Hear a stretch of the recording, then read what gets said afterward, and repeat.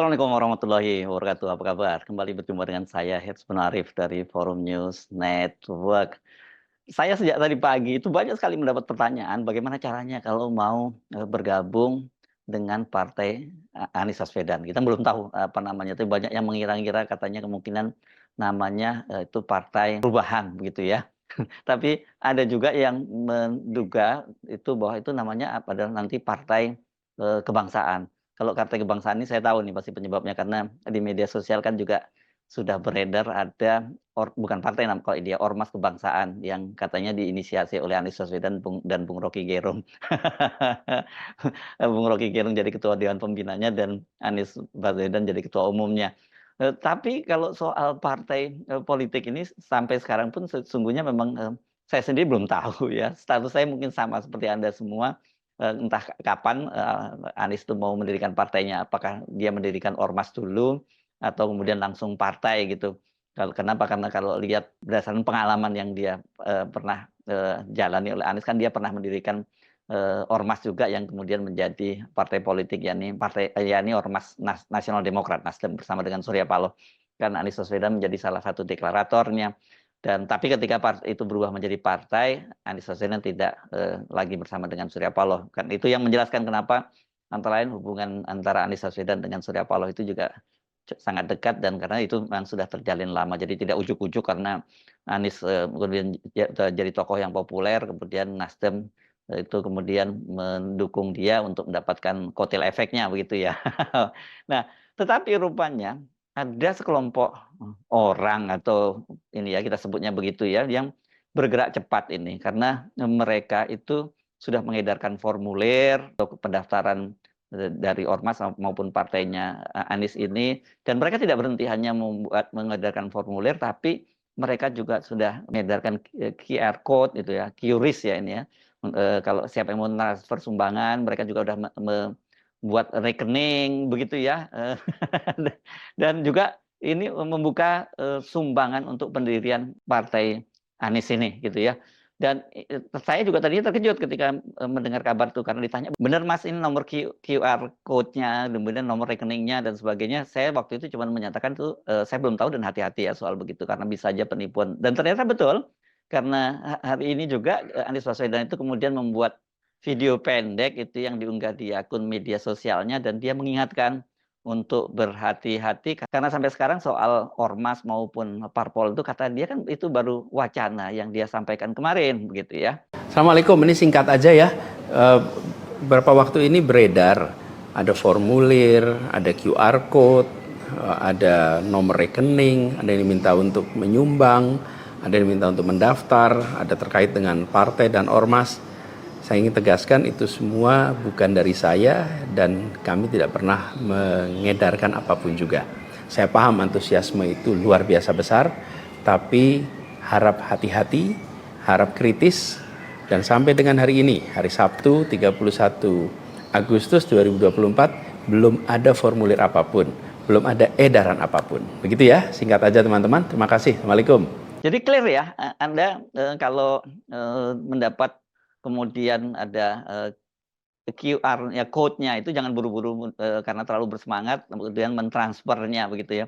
Memang benar seperti yang dikatakan oleh Anies Baswedan ini rencana dia membentuk ormas maupun partai politik itu disambut sangat hangat ya dan bukan hanya hangat tapi antusias dan seperti dalam konten saya tadi pagi juga saya sebut ini sudah banjir dukungan. Karena itu tadi karena saya kira ini situasinya sangat tepat gitu mereka ini kan orang-orang atau ya masyarakat yang kemudian punya harapan tinggi tapi kemudian, kecewa dan dibingungkan dengan, situasi politik saat ini karena tiba-tiba saja Anies itu tidak jadi maju di pilkada baik di Jakarta maupun di Jawa Barat dan ketika mendengar Anies menyatakan akan mendirikan ormas atau, partai politik itu mereka segera segera bergerak. Jadi ketika ada formulir, ada, kemudian ada, nomor rekening dan sebagainya, mereka itu, langsung juga antusias begitu.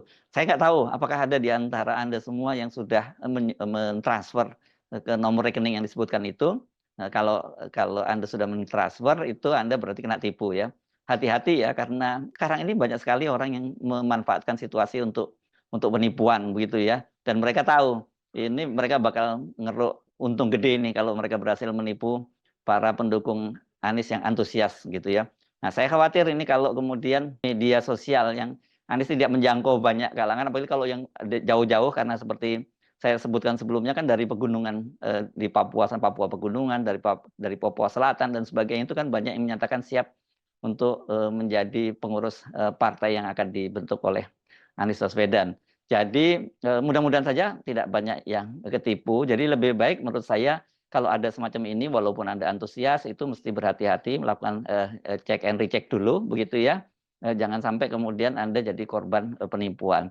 Ya, itu kalau cuma korban penipuan ya yang dikhawatirkan ini bukan sekedar penipuan biasa, tapi ini semacam sabotase gitu ya untuk mendowngrade ya untuk memberikan stigma negatif terhadap partai yang akan dibentuk Anies karena kalau kemudian mereka ini kecewa gitu bisa aja berantipati tadinya mereka ingin mendukung tapi ternyata mereka jadi korban penipuan dan mereka tidak tahu siapa yang menipu. Jadi bisa aja itu modusnya memang betul-betul penipuan yang murni dan kemudian ada juga ini yang hanya sifatnya sabotase gitu. Kalau sabotase jelas tujuannya itu bukan duit, buat mereka duit semacam itu kecil gitu ya. Tapi kalau sabotase tentu tujuannya adalah tujuan politik. Karena kalau kita melihat ini ya sekarang realitasnya bahwa Anies itu dihalang-halangi dengan berbagai macam cara mulai sejak Pilpres kemarin gitu kan. Kita ingat ya Pilpres kemarin itu juga Anies itu kan dihalang-halangi dari sisi hukum maupun dari sisi politik.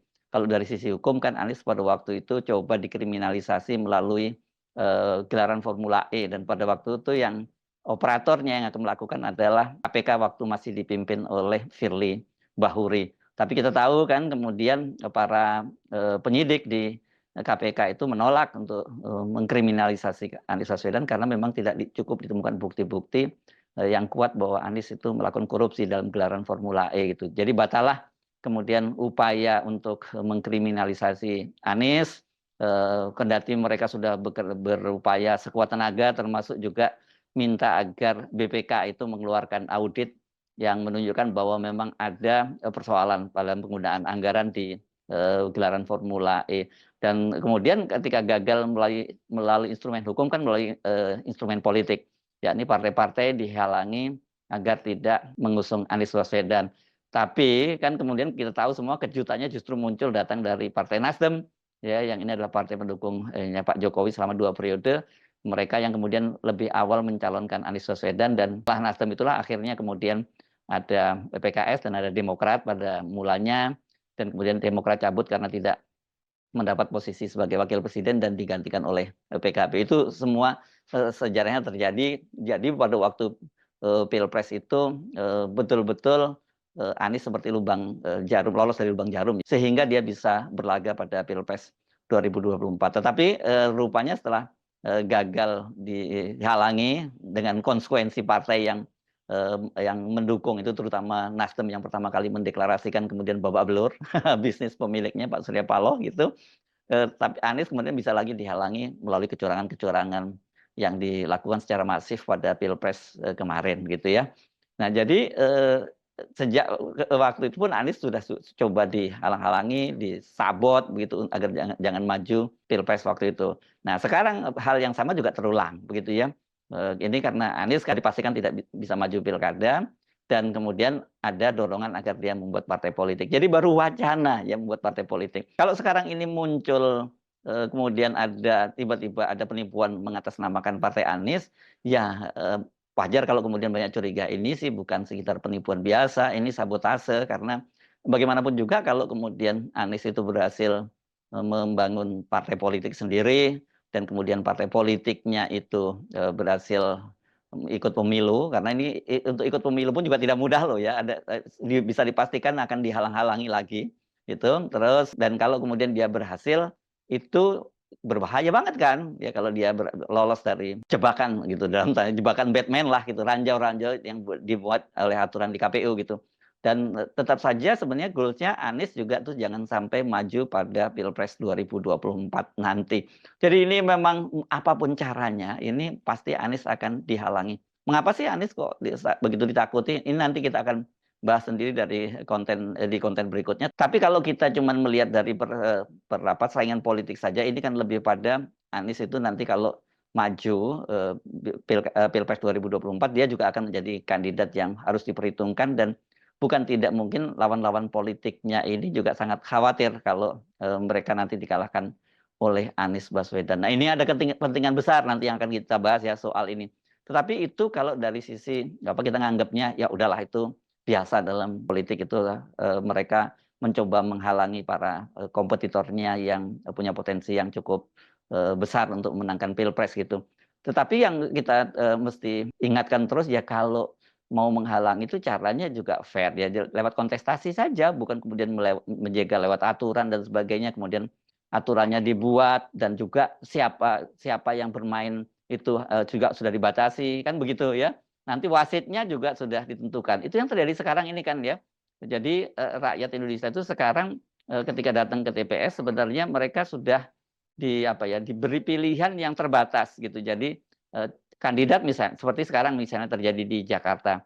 Ini kan aspirasi terbesar warga Jakarta ingin memilih Anies Baswedan, tapi Anies Baswedan tidak ada nanti di kartu suara ketika pilkada. Yang ada hanya suara Ridwan Kamil Suswono yang diusung oleh Koalisi Indonesia Maju Plus, kemudian ada Pramono Anung Rano Karno yang diusung oleh PDIP, dan kandidat dari independen yakni Dharma Pangrekun dan Kun Wardana. Jadi coba bayangkan ketika orang ingin memilih Anies tapi dia tidak bisa memilih Anies, dan kemudian kan dia frustrasi karena di antara ketiga pasang calon tadi mungkin mereka tidak ada satupun yang dianggap mewakili aspirasi mereka. Itu dari sisi permainan saja sudah mulai dihambat di situ Anies Baswedan ya. Kemudian kalau toh katakanlah misalnya Anies Baswedan berhasil maju, ya saya kira akan terulang lagi seperti Pilpres kemarin, bahwa itu akan dicurangi gitu. Dan kalau dicurangi kan harusnya ada wasitnya ya. Wasitnya itu siapa? Penyelenggara pemilu, mulai dari KPU, kemudian Bawaslu, DKPP dan sebagainya. Tapi kan ini sudah diatur semua, mereka-mereka yang jadi pengawas itu juga bagian dari rezim kekuasaan. Itulah situasi politik saat ini. Jadi kalau toh kemudian nantinya Anies itu berhasil membangun partai politik, jangan dianggap bahwa persoalannya selesai. Gitu kan, sekarang ini Anies tidak bisa maju karena dia tidak punya partai politik. Tapi kalau kemudian nanti dia punya partai politik dan kemudian partai politiknya ini pasti akan dihambat agar tidak bisa maju atau lolos diverifikasi di KPU, dan kemudian kalau toh lolos juga dia masih pasti akan terus dihalang-halangi terus dengan berbagai macam cara.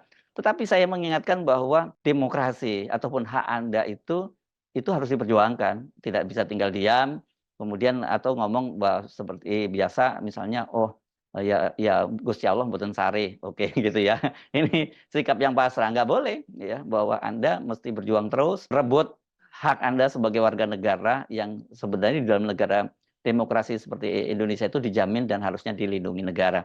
Tetapi realitasnya kan negara, atau sebenarnya lebih tepatnya itu rezim berkuasa, ya mereka bisa ngatur semau-maunya saja sesuai dengan keinginan mereka begitu ya. Oke. Jadi balik tadi ke kasus Anies Baswedan, saya kira ini sementara ini kalau kita lihat modusnya, ya bisa jadi ini adalah hanya penipuan biasa, ini yang kriminal, dan saya kira timnya Anies harusnya segera melaporkan kepada polisi. Tetapi kita harus tetap waspada bahwa itu bagian dari sabotase untuk mendiskreditkan partai yang belum dibentuk oleh Anies Baswedan. Soal opsi adanya sabotase harus tetap dibuka ya segala kemungkinannya, karena kalau tidak tidak itu dimasukkan dalam kalkulasi, itu nanti Anda menjadi tidak waspada. Saya Arsman Arif dari Forum News Network. Sampai jumpa lagi. Wassalamualaikum warahmatullahi wabarakatuh.